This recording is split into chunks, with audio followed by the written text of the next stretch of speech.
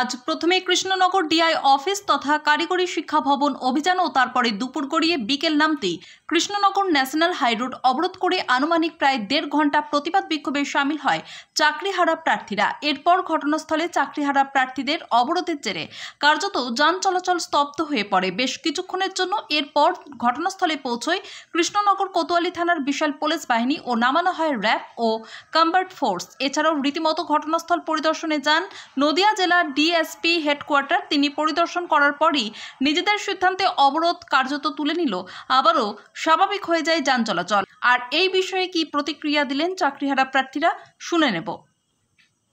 Bureau report, crime press, Bengal news. তাই লড়াই চলবে, লড়াইয়ের শেষ দিন পর্যন্ত থাকবো আমি। যে শিক্ষা আমি আমার আগামী প্রজন্মকে দিই, সেই শিক্ষা থেকে আমি যদি মুখ লুকিয়ে নিই তাহলে আমার নিজের আয়নার সামনে দাঁড়িয়ে মুখ দেখতে লজ্জা লাগবে। আমি কোনো রাজনৈতিক দল নিয়ে কথা বলতেই চাই না। নোংরা রাজনীতির আমি মানুষ নই, রাজনীতিকে আমি ঘেন্না করি। যারা শিক্ষক শিক্ষিকা নিয়ে, শিক্ষা নিয়ে, আমাদের ছাত্র ছাত্রীদের নিয়ে, আগামী প্রজন্মকে নিয়ে রাজনীতি করে, তাদের আমি অযোগ্য মনে করি। আর আমি একজন যোগ্য শিক্ষিকা হিসেবে কোনো অযোগ্যদের নিয়ে কথাই বলতে চাই না, ঘেন্না করি আমি তাদের, ধিক্কার জানাই তাদের। আজকে এই আমাদের শহরে আমাদের মাননীয় নদিয়ার ডিআই স্যারকে আমরা শুধু রিকোয়েস্ট করেছিলাম, স্যার আপনি একজন মানুষ হিসেবে, একজন যোগ্য আধিকারিক হিসেবে বলুন যে যারা যোগ্য, যারা কোনো দুর্নীতির সাথে যুক্ত নয়, আমি তাদের পাশে আছি। আমি চাই তারা সসম্মানে চাকরিতে বহাল থাকুক। উনি সেটুকু বলতে পারেননি। কেন পারেননি? চাকরি হারিয়ে ফেলার ভয়। কেন পারেননি? মেরুদণ্ড বিক্রি হয়ে গেছে বলে, তোষামতি বলে উনি। আমরা যোগ্য শিক্ষক শিক্ষিকারা কাউকে তোষামত করি না, করবো না আগামীতেও। আমাদের মেরুদণ্ড বিক্রি হয়ে যায়নি।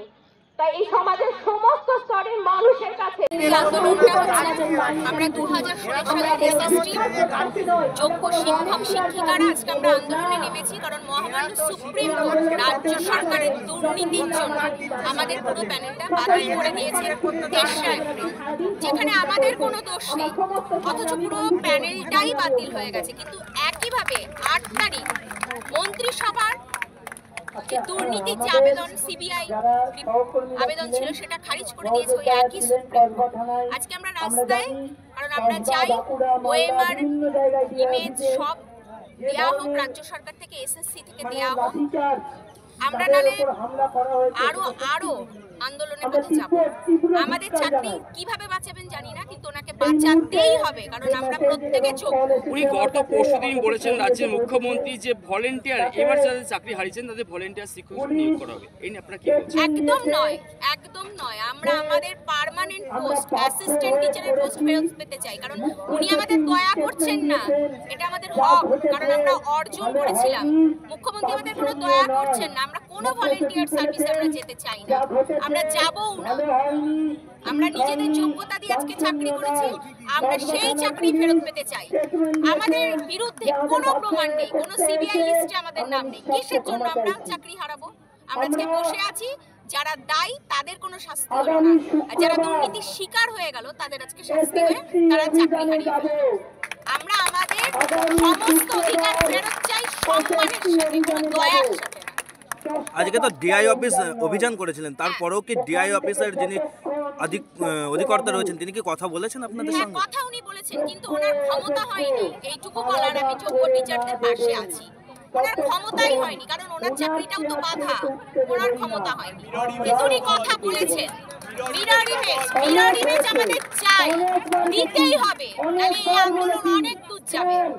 লাস্ট পর্যন্ত আমরা আমাদের চাকরি ফেরত না পেলে আমরা কিন্তু স্বেচ্ছামৃত্যুর পথেই যাব।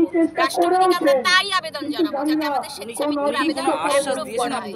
যে এই চাকরি ফেরত দেওয়া হবে বা কোনো কিছু আশ্বাস দিয়েছেন? উনি সেদিন বলেছেন যে একজন যোগ্য টিচারের চাকরি যাবে না, কিন্তু তার জন্য যে উদ্যোগ সেটা ওনার মধ্যে দেখা যাচ্ছে না।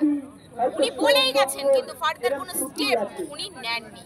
আমরা চাই উনি খুব শীঘ্রই আমাদের চাকরি ফেরাবার ব্যবস্থা করুক, সম্মানের সাথে, মিরর ইমেজ দেওয়া হোক। আপনাদের এই অবস্থা বিক্ষোভ কতক্ষণ চলবে? চলছে, এরকম আমাদের এখন চলবেই। আর কিছুক্ষণ আমরা এখানে হয়তো থাকবো, কিন্তু এই আন্দোলন আমাদের এখন শুরু হচ্ছে, আমাদের চলবেই। আমরা অধিকার যতক্ষণ না ফিরে পাচ্ছি। নাম একটু হ্যাঁ। আপনার নাম আর ডেজিনেশন? আমার নাম মৌসুমী চক্রবর্তী, আমি একজন অ্যাসিস্ট্যান্ট টিচার।